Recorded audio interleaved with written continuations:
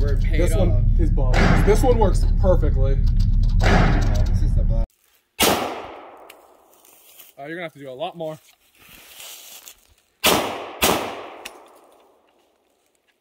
Failure to feed. Yep.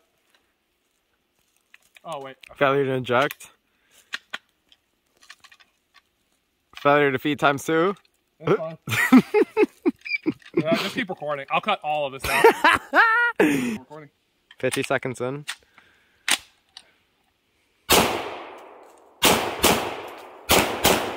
Ow, the bullets are hitting me! He's him!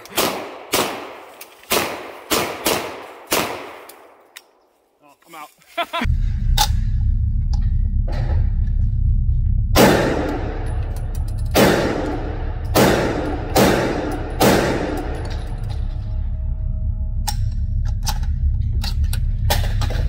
I've completed my MOD-9 version 2, I guess officially, even though I ordered the version 3 parts kits a little while ago, but this is me testing it, or it has been tested and is fully working finally after some time.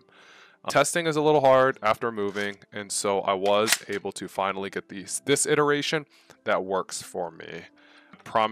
If you can tell, the gun has been changed. The upper has been changed 4 times, the lower has been changed 4 or 5 times, and the barrel retainer has been changed a couple, along with the end cap. Over the time, me and my friend have been taking trips to the range and to the woods, like the deep woods. Hopefully I can show footage of that. It was a fun time where I was able to test the FGC9, the 16-inch barrel version, in addition to the MOD-9. And the MOD-9, for the most part, was working on that day, I think like 3 weeks ago. And I'm just now getting around to like finishing the footage and just putting, you know, the completed product. Most of the time, the MOD-9, there was failure to, what is it called? Failure to eject, but that was just because I wasn't sanding enough in between the portion of where the spring is. It took me a little bit on how to sand that part, but now it's a smooth motion, in addition to the secondary buffer spring that I upgraded it with that helps a lot. So now it cycles perfectly, and hopefully I should have footage within this, if depending on when I edit the video. It has been iterated on at least 3 times upon initial finishing of the bolts. You can even see here the bolts, MOD-9, and I'll explain as to why it has a crack. Just general PLA Plus was used and the strongest I could find, but it still had some weakness, or, you know, after like about 500 rounds of just continual use and testing, bolt snapped, but I was able to epoxy it, or JB weld it back together, as you can see. Hopefully I have some like other shots of just like close-ups on the gun, because I think it's a really cool, like it's better than the FGC9 by far, only because of the shroud and the little end cap here. I feel like ergo-wise, it feels so much better than the FGC9. But I'll get into some of the strengths and the weaknesses from both. The Glock barrel integration is easy to set up. On how it was designed, if you could look inside, it's a lot easier than the, oh, it's too dark. Oh, that's unfortunate. Maybe I can switch to the other camera. Okay, it's still kind of too dark. The bolts, the barrel, it's a lot easier. A rubber hammer or rubber mallet, and like just smashing it in. Not smashing it, but just like hammering it in until the barrel gets to like flush in between your the little upper, which is cool. I didn't know that for a little bit, and so I was essentially just doing a guessing game, even though I just missed the documentation in regards to where it was, you know, in the dock. What is it called? The Glock Macwell feels clean. I did I don't even know what this version is called, but the version here, the standard Glock version here, I feel like wasn't as hard to print, or feel like it was easy to print. I just like this version better because the button feels better, like way better. In addition to, yeah, it was just the first one I printed. But there is a screw missing that I need. Like, when I only insert it when I'm about to shoot. For right now, you know, it's just missing. Block magwell feels clean. The barrel integration is easy to set up and figuring out that step. More compact design. With all of the attachments, it feels like an MP7 and it feels so much better. It's lighter than the FGC9 and it feels more robust is the best way of saying it. It's easy to set up once you have everything drilled. The drilling is it's more annoying on the MOD-9 because for whatever reason, compared to the RTT and the MOD-9 and the WTF9, it requires drilling, which I don't understand. I don't understand why drilling is required. Because I've messed up a bunch of lowers in regards to like over drilling or just not drilling enough, which is super annoying.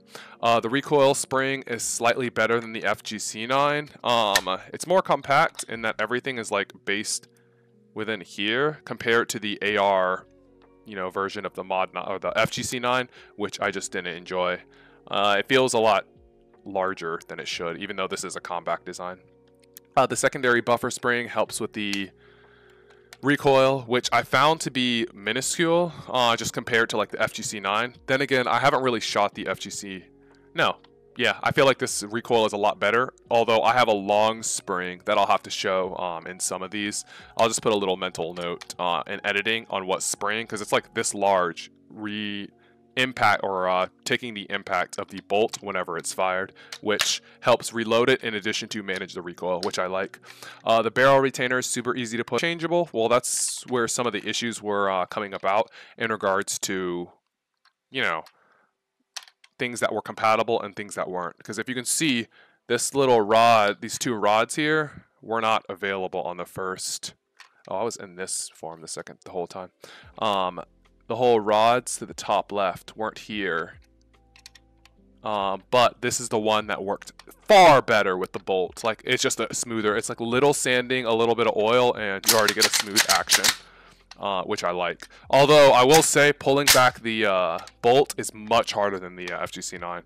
The bolt for the FGC9 feels smoother after, like, a ton of sanding. This still feels smooth, but you still have to like be somewhat strong. I tried using or having my roommate pull it back, and in his weak self, he couldn't pull it back, which is a problem, I guess, if you're weak or not coordinated. Some of the weaknesses, and there's a lot. I'll first start with the firing pin. Making the firing pin sucks if you don't have a Dremel. Measured once and cut once and failed the first time, and then after the second time I was able to get a firing pin that worked. Even though it's not up to spec, it still works and fires perfectly, which I think is very strange, even though it said it had a very low tolerance. Barely any info or docs other than like this one AG cast video, which is kind of annoying.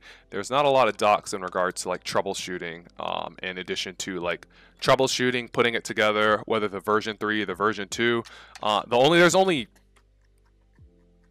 docs in regards to the version 2, and that's mostly just drilling in our like little troubleshooting, which helps, but for like basic things like the firing pin, there's like one document out there and I found it once and couldn't find it again, which is annoying. Not a good starter gun. It assumes, I think there was a gentleman, I don't know if it was J Stark or the creator, who said no, AG cast, I think, in regards to if you don't know how to build the FGC9, you're going to struggle with this, which I can totally see.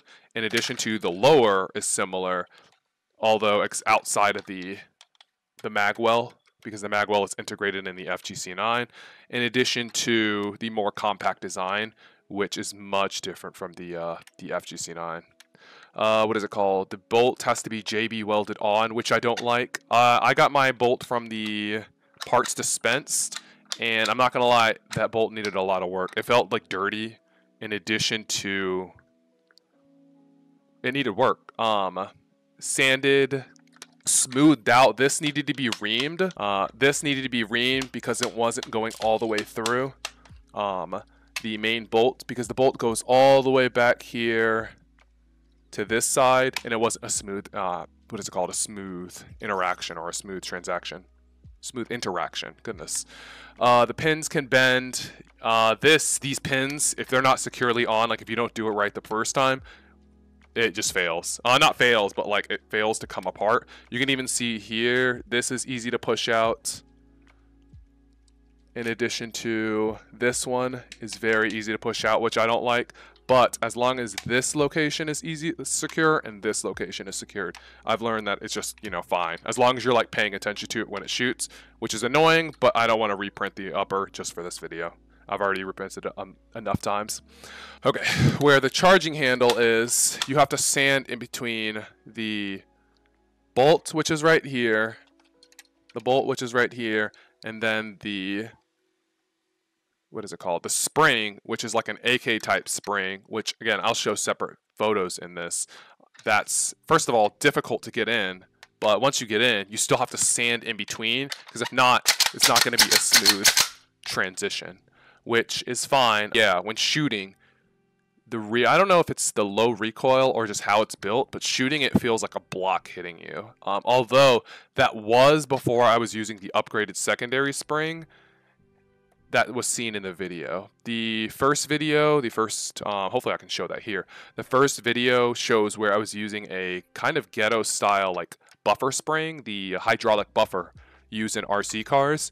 And now I'm using a per spring, so it shouldn't have that blocky feel, but that's just my error in like not listening to the instructions, which is a reoccurring theme, which sucks. What is it called? Heavier Lego blockier feel. The FGC9, and I've even asked my shooting partner, the FGC9 feels light and what is it called? Heavy and compact. It feels like a real gun. This feels more like Legos, which is funny because whenever it's held in my backpack and it's just messing around with things, it doesn't feel like a gun, or it feels heavy, or not as heavy as it should feel. But I guess that attests to the compact design. Although in this design currently, I just do not like it. Shooting it one-handed feels terrible. Shooting it two-handed even feels worse. You can't buy it anymore, so I can't even put a parts list, but I think I spent $180 or $150 for the parts kit. I'll have to look at the receipt. I'll just post it whenever I find the email and editing. It was fun shooting, fun building it together, but I think that even if this breaks or if the bolt breaks, I'll be done with it. I did order the RTT-9, which should be shipping this upcoming, what is that, 11/13, so I should be receiving on a Friday or Saturday, which is cool. Yeah. If you made it this far, thank you. Bye now.